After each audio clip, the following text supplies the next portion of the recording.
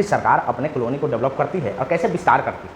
विस्तार करने की देखो द्वैध शासन कैसे प्रारंभ होता है, कहाँ से प्रारंभ होता है, कौन इसका जनक है और इससे क्या इम्पैक्ट पड़ा है, ठीक है ना। तो देखो द्वैध शासन, दो लड़ाई थी, कौन कौन सी दो लड़ाई थी, बैटल ऑफ प्लासी और दूसरा बैटल ऑफ बक्सर।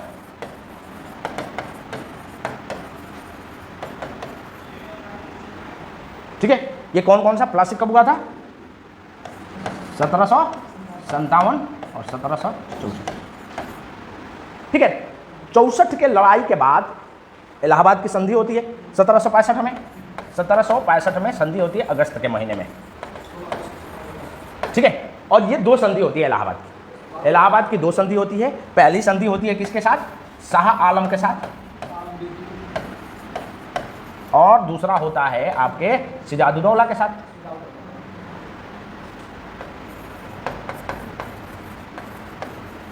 अवध के नवाब थे बंगाल, अवध के नवाब थे। ठीक है, तो ये दोनों के साथ दो अलग अलग संधियां करता है, ठीक है ना। और उस समय कौन था यहाँ पे, रॉबर्ट क्लाइव, ठीक है ना। रॉबर्ट क्लाइव के नेतृत्व में दो संधियां होती है दोनों के लड़ाई के बाद। ये दोनों लड़ाइयाँ देखो, खासकर जो बंगाल का इनका युद्ध था प्लासी के युद्ध में ये तो तय हो गया कि यहाँ पर ब्रिटिश साम्राज्य जो है अपना पैर तो जमा लिया है उसने, लेकिन बक्सर के लड़ाई के बाद पूरी की पूरी कंट्रोल कर लिया, ठीक है ना। और बक्सर के बाद जो कंट्रोल किया तो बंगाल में एक नीति अपनाई और उसी को बोला जाता है द्वैध शासन की नीति, ठीक है ना। तो पहले देखते हैं संधिया में हुआ क्या था। जो ये संधि लागू किया गया था तो इस संधि में क्या क्या रिस्ट्रिक्शन ब्रिटिश गवर्नमेंट ने डाला था और वो किस टाइप का रिस्ट्रिक्शन था और उसे निकल के आ क्या रहा, ठीक है ना। तो देखो पहला चीज ये है कि जो शाह आलम के साथ जो इलाहाबाद की संधि हुई थी, इलाहाबाद की संधि जो हुई थी 1765 में, ये जो संधि थी उसमें सबसे पहले तो दीवानी का हक लिया था, दीवानी, ठीक है ना। दीवानी और निजामत दो चीजें हैं बेटा,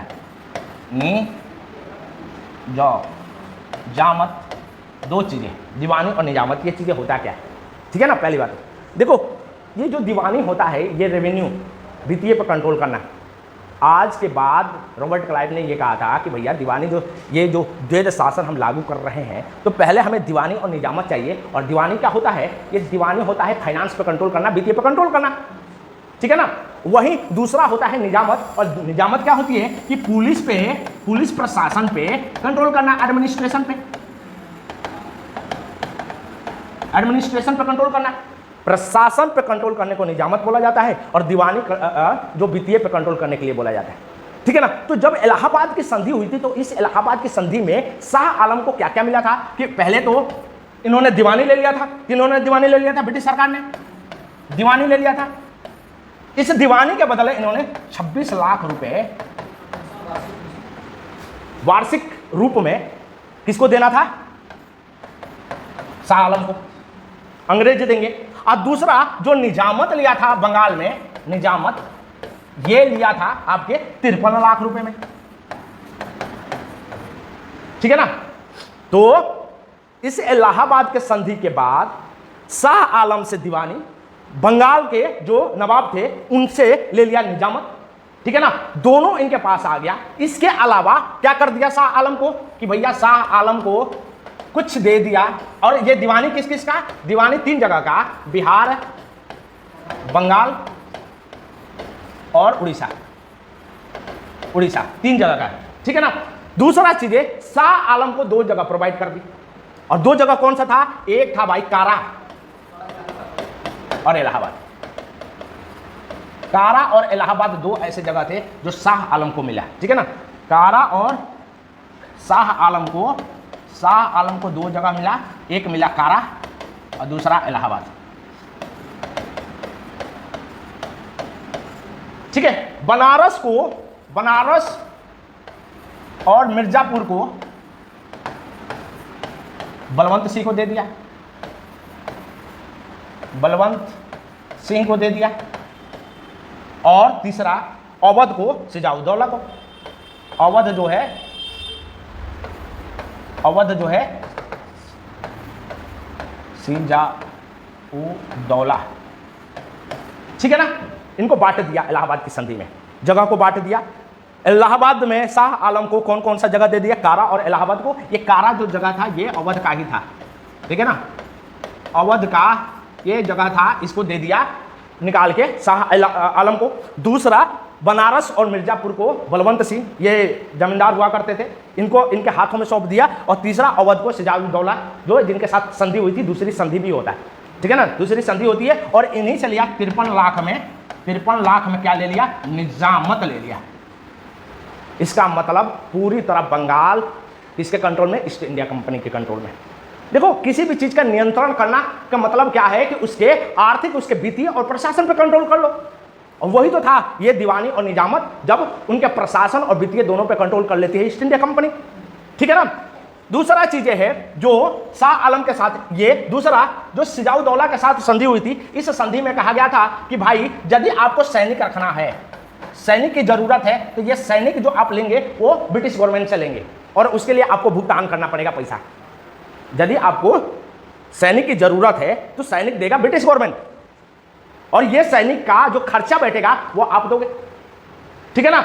इस संधि के बाद प्रारंभ हुआ द्वैध शासन का। और द्वैध शासन में क्या मतलब ये है, द्वैध शासन का मतलब ये है बेटा, द्वैध शासन का मतलब ये है कि ऐसा सरकार जब ब्रिटिश के पास रेवेन्यू मतलब वित्तीय हो और नवाबों के पास प्रशासन हो, एडमिनिस्ट्रेशन हो, लॉ एंड ऑर्डर उसके पास हो। तो इसका मतलब ऐसे एक पॉपेट को बैठा दिया, कठपुतली को, जिसके पास प्रशासन तो है, पैसा नहीं है, पैसा तो खुद ले रही है ब्रिटिश गवर्नमेंट। और इसके लिए 2 सूबेदार को बनाया इन्होंने, ब्रिटिश गवर्नमेंट ने 2 सूबेदार को बंगाल में रखा, बंगाल के लिए रखा मोहम्मद रजा खान को, मोहम्मद रजा खान, और बिहार में रखा सिब्बत खान,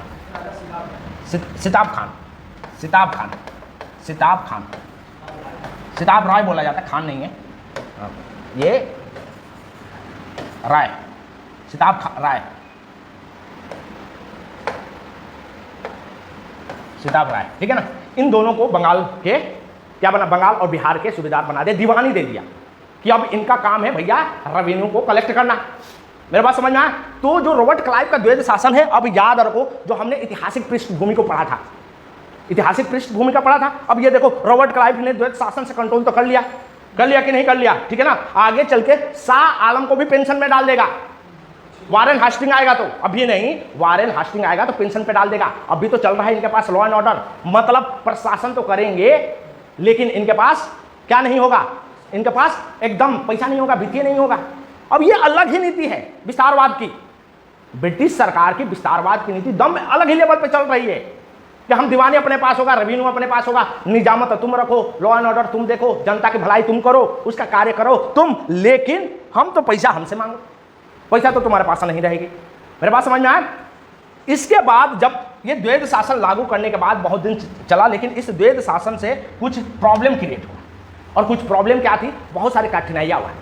और याद रखो जब हम हिस्टोरिकल फैक्ट पढ़ रहे थे, हिस्टोरिकल फैक्ट याद है, हिस्टोरिकल फैक्ट में, हिस्टोरिकल जब इतिहास में हिस्टोरिकल बैकग्राउंड पढ़ रहे थे तो हमने क्या पढ़ा था कि 1773 के जो रेगुलेटिंग एक्ट था, याद है, इस 1700 रेगुलेटिंग एक्ट का जन्म ही हुआ था द्वैध शासन पे। तो इसका मतलब द्वैध शासन में कुछ तो दिक्कत होगी। तो किसी के पास प्रशासन है, उत्तरदायित्व नहीं है, समझ में आया, वित्तीय नहीं है, और जिसके पास वित्तीय है उसके पास उत्तरदायित्व नहीं है।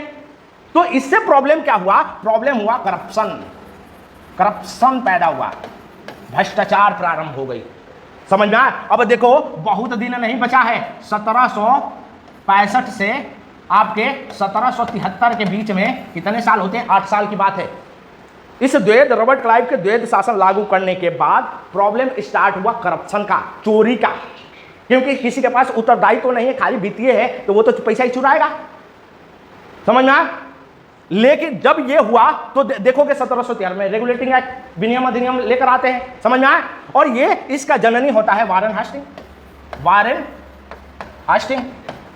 वारेन हास्टिंग आता है 72 में, और वो क्या देखता है, जो इतना खतरनाक करप्शन, मालगुजारी ले रहे हैं, कोई उत्तरदायी तो नहीं है, जिसके मन में आए वो चोरी कर रहा है, ठीक है ना, ऑफिसर बड़े करप्ट हो गए हैं, इससे प्रशासन भी नहीं ढंग से चल पा रही है, और दूसरा है कि भैया करे भी तो क्या करे, तो वारेन हास्टिंग ही इसको खत्म करता है, द्वैध शासन को खत्म करता है। और इसके साथ ही द्वैध शासन को खत्म करने के बाद इसके साथ ही रेगुलेटिंग एक्ट का, जो 1773 के रेगुलेटिंग एक्ट है, यही लेकर आया जाता है। जब द्वैध शासन खत्म होता है उसके बाद क्या करते हैं, जो मुगल साम्राज्य राजा थे शाह आलम, अब शाह आलम को क्या पेंशन पे पहुंचा देता है, मतलब जो निजामत और दीवानी वाला जो मामला था पूरी तरह खत्म कर देता है, और सारे के सारे कंट्रोल जो है वो अब ब्रिटिश गवर्नमेंट का अधीन हो जाता है, सारे के सारे अब ब्रिटिश गवर्नमेंट में, मतलब अब प्रशासन भी, पॉलिसी, जस्टिस, सब कुछ हम ही देखेंगे, सब कुछ हम ही देखेंगे। तो आपसे कोई पूछे कि द्वैध शासन किसने बनाया था, तो रॉबर्ट क्लाइव ने, और उसको खत्म किसने किया था, तो वारेन हास्टिंग ने, समझ में आया। जब ये हुआ था, और इसी के बाद क्या चीजें आई थी, वो चीजें आई थी आपका 1773 के रेगुलेटिंग एक्ट। यही समस्या जो है ना रेगुलेटिंग एक्ट में देखने को मिलता है, वो कौन सी समस्या थी, करप्शन का मामला था। और इसी समय गलती से ईस्ट इंडिया कंपनी के लोगों ने संसद से पैसे मांग लिया था, समझे। इतना पैसा मिलने के बाद पैसे चाहिए था उनको, संसद को लगा कि भैया ये क्या चल रहा है, ये तो गड़बड़ हो रही है। तब जाके 1773 के रेगुलेटिंग एक्ट लेकर आया था, और बंगाल के को क्या कर दिया था, बंगाल को यहां प्रेसिडेंसी बना था, प्रेसिडेंसी बंगाल, मद्रास, बॉम्बे और बिहार प्रेसिडेंसी बना। और इस प्रेसिडेंसी पे ये सारे के सारे गवर्नर हुआ करते थे। वही बंगाल के गवर्नर को क्या बना दिया गया, गवर्नर जनरल बना दिया गया, ठीक है। बाकी चीजें तो हमने पढ़ा ये 1773 के रेगुलेटिंग है, ठीक है ना, कि बंगाल के गवर्नर जनरल को यहाँ पे सुप्रीम कोर्ट का भी गठन होगा। मतलब सिंपल सी बात है कि यहाँ पर जो विस्तार चल रही है, और वो विस्तार जो है वो अब पूरी तरह कंट्रोल में आ जाता है ईस्ट इंडिया कंपनी के प्रशासनिक प्लस आर्थिक दोनों के द्वैध शासन खत्म होने के बाद। और द्वैध शासन ही कारण था 1773 के रेगुलेटिंग एक्ट। मेरे बात समझ में आए, द्वैध शासन ही एक बड़ा कारण था कि रेगुलेटिंग एक्ट आए और वहाँ के संसद कंट्रोल करे इनके ऊपर। मेरे बात समझ में आए।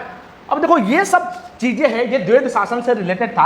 अब जो है हमारा कि भैया जो विस्तार किया ब्रिटिश सरकार ने, ठीक है ना, ब्रिटिश सरकार का जो विस्तार था,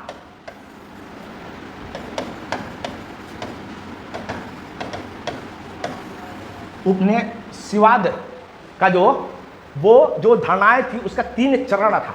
और वो 3 चरण क्या क्या, कैसे कैसे कंट्रोल कर रहे हैं, क्या क्या चीजें आ रही है, पहले उसको हम देखते हैं, ठीक है ना। ये 3 चरण में इनका विभाजन है। पहला चरण जो है वो व्यापारवाद का है, व्यापारवाद का है, ठीक है। और ये चलता है 1765 से लेकर 1813 के बीच में, ठीक है ना, व्यापारवाद का। फिर आता है लेजिस्लेचर का सिद्धांत। अभी देखेंगे हम क्या होता है 1813 से, ठीक है ना, ये चलता है 1858, ठीक है। और आखिरी आता है जिसको वित्तीय साम्राज्यवाद बोलते हैं,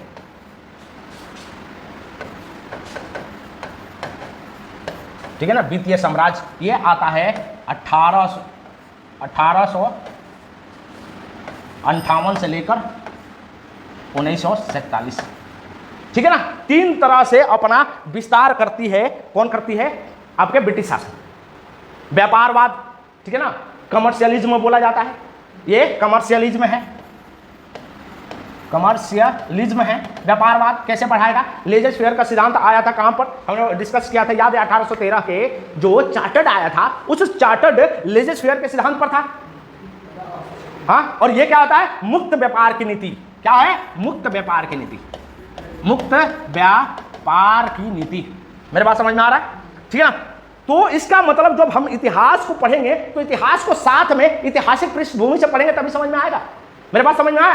जब हम इतिहास को पढ़ेंगे ब्रिटिश सरकार के जो विस्तार है और कंसोलिडेशन इसका पावर का, वो कहां से मौजूद है, उसकी ऐतिहासिक पृष्ठभूमि में। याद है जब हम पॉलिटी में पढ़े थे, उसी पर हम देखेंगे कि इसने अपने विस्तार की नींव कैसे रखी। ये तीन जो चरण है, ये तीन चरण बताता क्या है, ये तीन चरण कैसे आरंभ होता है, इसका मीनिंग क्या है और इसमें क्या क्या कर रही है। तो पहला आता है, इसको देखते हैं धीरे धीरे एक एक करके। पहला जो आता है आपका व्यापारवाद, मतलब कमर्शियलिज्म। ये होता क्या है, और ये व्यापारवाद आपका कब से प्रारंभ होता है, 1765 से लेकर 1813। ये हमने डेट को क्यों रखा है, ये समझने जोग है। तो ये 1765 क्या है भैया, संधि है इलाहाबाद की। इलाहाबाद की संधि से हम कहां पहुंच गए, इलाहाबाद संधि के 1813 के चार्टर्ड अधिनियम में। मेरे बात समझ में आए, चार्टर्ड अधिनियम में, ठीक है ना। अब देखो 1765 से 1813 में ये व्यापारवाद कमर्शियलिज्म की बात कर रहे हैं, और ये क्या क्या मुद्दा है इसमें, कौन कौन सी चीजें अभी हमने पढ़ा था, क्या इसमें कर रहे हैं। तो यही तो द्वैध शासन है, द्वैध शासन का सिद्धांत।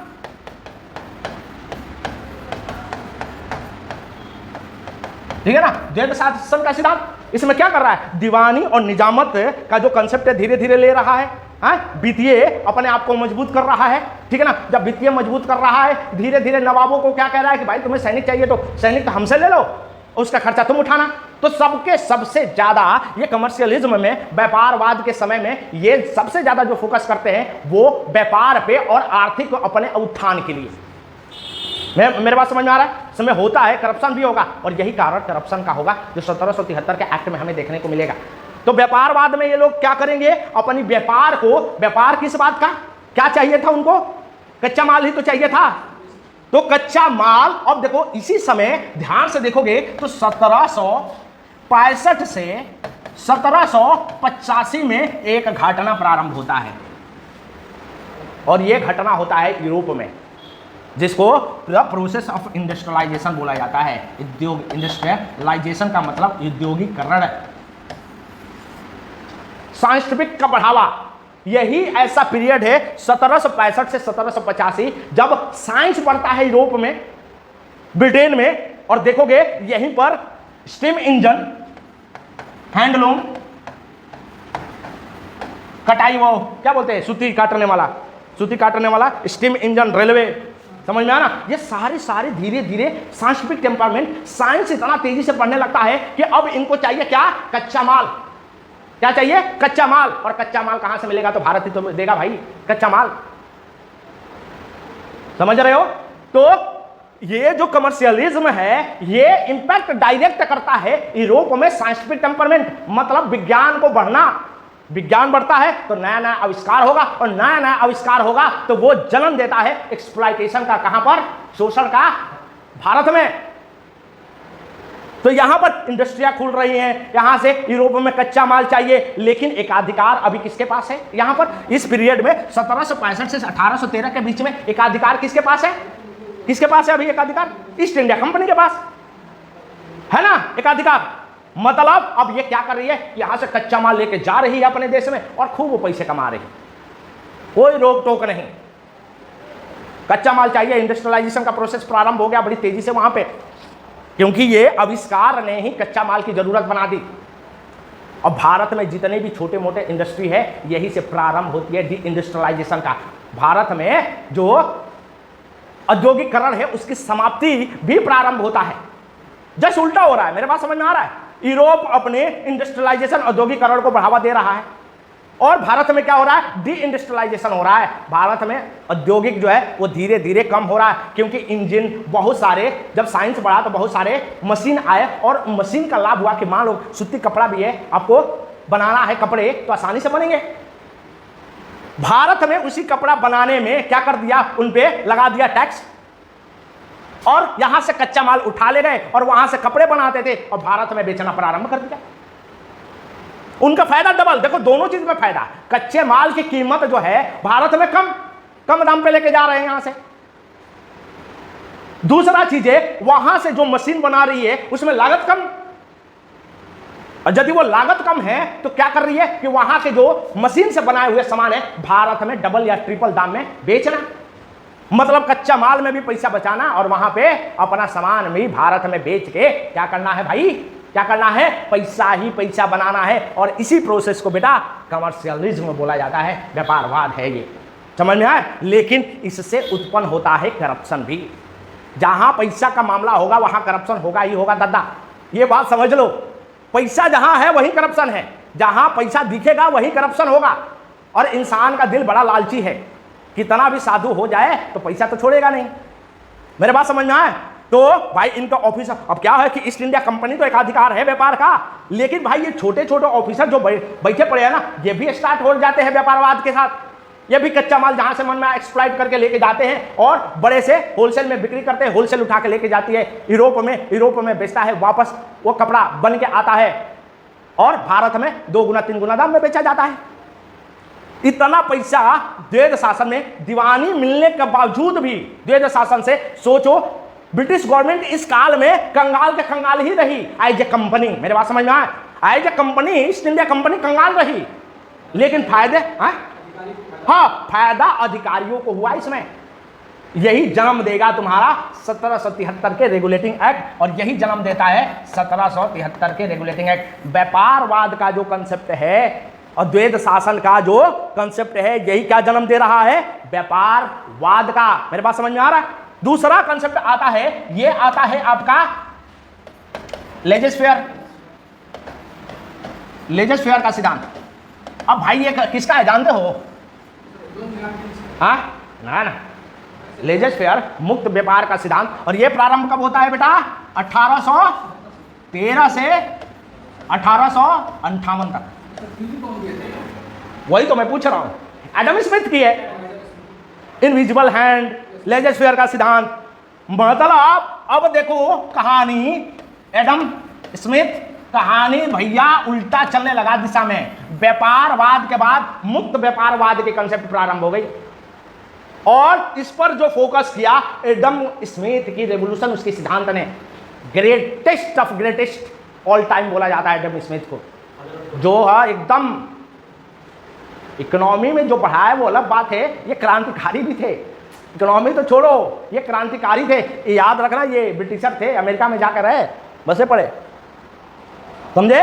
जब ये जो हमने कमर्शियलिज्म पढ़ा, जो व्यापारवाद, व्यापारवाद से हुआ क्या कि भैया ईस्ट इंडिया कंपनी की तरक्की तो होने लगी। ईस्ट इंडिया कंपनी के पास पैसा ही पैसा आ रहा है कि नहीं आ रहा है उसके ऑफिसरों के पास, और बाकी के कंपनियां क्या, कच्चा माल, इंडस्ट्रियलाइजेशन, औद्योगिकरण में उनको भी तो बिजनेस करनी है, व्यापार करनी है, व्यापार करनी है ना। तो ये ब्रिटेन में एक रेवोल्यूशन, एक क्रांति प्रारंभ हुआ, उसका जन्म है व्यापारवाद ही। भारत में व्यापारवाद ही एक नई क्रांति का जन्म देता है ब्रिटेन में, और उस क्रांति को बोलेंगे मुक्त, जो व्यापार का लेजिस्फेयर का सिद्धांत है, यहां लागू होता है वो। तो एडम स्मिथ के नेतृत्व में इन्होंने एक सिद्धांत दिया। इन्होंने कहा कि है क्या सिद्धांत, ये कहता है जो गवर्नेंस होना चाहिए, जो व्यापार में, ट्रेडिंग में जो गवर्नेंस होना चाहिए वो कम होना चाहिए। मतलब गवर्नेंस कह रहा है, गवर्नेंस जो है, जो क्या होना चाहिए, कम होना चाहिए। कहां? व्यापार में। मतलब गवर्नमेंट का हस्तक्षेप जो है व्यापार में, जो बिजनेस में, वो क्या होना चाहिए, कम होना चाहिए। पहला तो ये, और दूसरा क्या कि केवल एक अधिकार तो नहीं हो सकता भाई। आप ईस्ट इंडिया कंपनी के एक अधिकार दे रहे हैं, इसका मतलब आपने तो रेगुलेशन भी प्रारंभ कर दिया है और वो कंट्रोल आप कर रहे हैं। मतलब व्यापार में गवर्नमेंट की हस्तक्षेप जो है वो बढ़ती जा रही है। अरे इसीलिए तो बोलते हैं ना बेटा, 1773 से 1858 की प्रोसेस को सेंट्रलाइजेशन याद है, शक्तियों का केंद्रीकरण। और जब शक्तियों का केंद्रीकरण का क्या मतलब, शक्तियों का केंद्रीकरण का क्या मतलब, शक्तियों केंद्रीकरण का मतलब हस्तक्षेप ज्यादा सरकार का, तो सरकार का हस्तक्षेप प्रारंभ हो जाता है इसमें, ठीक है ना। और इसी से स्टार्ट होता है लेजिस्फेयर का सिद्धांत, जो ये कहता है कि सरकार का व्यापार में हस्तक्षेप हरदम कम होना चाहिए। और दूसरा चीजें, सबको व्यापार करने की अनुमति दी जानी चाहिए। सबका ये फंडामेंटल राइट है, मौलिक अधिकार है कि सब के सब व्यापार करे। और बेटा यही तो हुआ 1813 में। क्या हुआ 1813 में? यही तो हुआ जब एकाधिकार को क्या किया गया, एकाधिकार को क्या किया जाए, चाय और चीनी के एकाधिकार को छोड़ के भारत में ईस्ट इंडिया कंपनी के एकाधिकार को क्या कर दिया, कमजोर कर दिया, खत्म कर दिया। 1853 में, 33 में पूरी तरह, जो 13 तक तो चला ना, अगला जो आएगा 33 में पूरी तरह निपटा देगा वो। तो समझे हिस्टोरिकल जो रेगुलेशन बना था वो रेगुलेशन इस इवेंट पे बना था। मेरे बात समझ में आया? मतलब अब तुम्हारा समय है कि पॉलिटी को और इतिहास को एक साथ जोड़ने का। 1765 से 1765 जो प्लासी और जो बक्सर का युद्ध था, वहां से निकला द्वैध शासन। द्वैध शासन ने व्यापारवाद को बढ़ावा दिया, व्यापारवाद को बढ़ावा दिया। ईस्ट इंडिया कंपनी वित्तीय रूप से ताकतवर होने लगी। वहां यूरोप में क्या हो रहा है, इंडस्ट्रियलाइजेशन, वहां साइंटिफिक टेम्परमेंट बढ़ रहा है, वैज्ञानिक से मशीनें आ रही है, नई नई चीजें, कच्चे माल की जरूरत है, भारत से कच्चा माल जा रहा है और भारत में करप्शन प्रारंभ, यहां डी इंडस्ट्रियलाइजेशन हो रहा है। उसके बाद वहां पर क्या होता है, एक नया सिस्टम लागू होता है, एक नया सिद्धांत, लेजेस फेयर का सिद्धांत, जो कह रहा है कि मुक्त व्यापार होना चाहिए। और यह चलता है 1813 तक और 1833 में एकाधिकार को समाप्त कर दी जाती है और यहां पर ईस्ट इंडिया कंपनी के एकाधिकार को समाप्त कर दी जाती है। और यही प्रोसेस को 1773 से 1858 को प्रोसेस को क्या बोलते हैं, सेंट्रलाइजेशन, केंद्रीकरण। किसका केंद्रीकरण? किसका केंद्रीकरण? शक्तियों का, मतलब हस्तक्षेप जो है वो जो बढ़ रही है गवर्नमेंट का, वही 1813 में लेजेस फेयर का सिद्धांत, जो 33 में मोनोपोली को खत्म करेगा। मेरे बात समझ में आ रहा है? चार्टर्ड के मोनोपोली को खत्म करेगा, ये एकाधिकार को खत्म करेगा ईस्ट इंडिया कंपनी के। समझ में आया? दूसरा समझ में आया लेजेस फेयर का सिद्धांत। तीसरा कंसेप्ट है और वो कंसेप्ट है इकोनॉमिक कैपिटलिज्म का। इकोनॉमिक कैपिटलिज्म का मतलब होता है बेटा, वित्तीय पूंजीवाद, वित्तीय पूंजीवाद। और ये वित्तीय पूंजीवाद में 1858 से पहले याद होगा रेलवे का निर्माण, जो एक्सप्लॉइटेशन प्रारंभ हुआ उस लेजेस फेयर के जो बीच का जो है, जो बीच का जो 1700 मतलब ये 13 तक 98 तक, जो 1898 तक है, इसके बीच में तुम देखोगे भारत में भी नई नई चीज़ें आ रही है। यहाँ इंफ्रास्ट्रक्चर बदल रहा है, रेलवे का विकास हो रहा है। समझ में आए? और ये रेलवे का विकास अपने तरीके से हो रहा है। मेरे बात समझ में आए? रेलवे अभी प्रारंभ होता है, लेकिन इस समय इकोनॉमिक कैपिटलिज्म में रेलवे का विस्तार नेटवर्क पूरी भारत में हो जाता है। तभी तो 1860 के जो बजट होता है बेटा, बजट, वित्तीय बजट, इसमें यह तय किया जाता है कि कच्चा माल लेकर जो रेलवे जाएगी उस पर, कच्चा माल लेकर जो रेलवे जाएगी उस पर कीमत क्या होगी, कम होगा, लेकिन लोग यदि यात्रा करेंगे तो उनकी कीमत क्या होगी, ज्यादा होगी। 1860 ही एक्चुअली वो पॉइंट है जहां पर इकोनॉमिक कैपिटलिज्म को बढ़ावा दिया जाता है। मतलब यही वो पॉइंट है जहां पर वित्तीय पूंजीवाद का बढ़ावा मिलता है 1860 के बजट में। समझ में? मतलब यहां से ये क्या हो रहा है, यहां पर दो चीजें हो रही है। 1858 के भारत शासन अधिनियम में क्या हुआ था बेटा, क्या हुआ था 1858 के भारत शासन अधिनियम में? क्या बदलाव हुआ था? एकदम क्या हुआ था? पहला क्या हुआ था, यहां पर वाइसराय हो गया था। दूसरा महत्वपूर्ण है जो आपने बताया नहीं, दूसरा क्या था? भारत सचिव। और तीसरा जो है यही से British crown. British crown, Bharat का पूरा क्षेत्र ब्रिटेन की महारानी और राजा के अंतर्गत आ गई, पूरी की पूरी। मेरे बात समझ में आ रहा है? ठीक है ना? ये है तो यहां से जो कंट्रोल है, हस्तक्षेप है। लेकिन एक चीज देखने को मिलेगा, वो क्या देखने को मिलेगा, तो हम लोगों जब हिस्टोरिकल फैक्ट पढ़ रहे थे उसमें क्या कहा था कि जो 1947 के बीच में होगा ये क्या प्रोसेस है, क्या प्रोसेस है?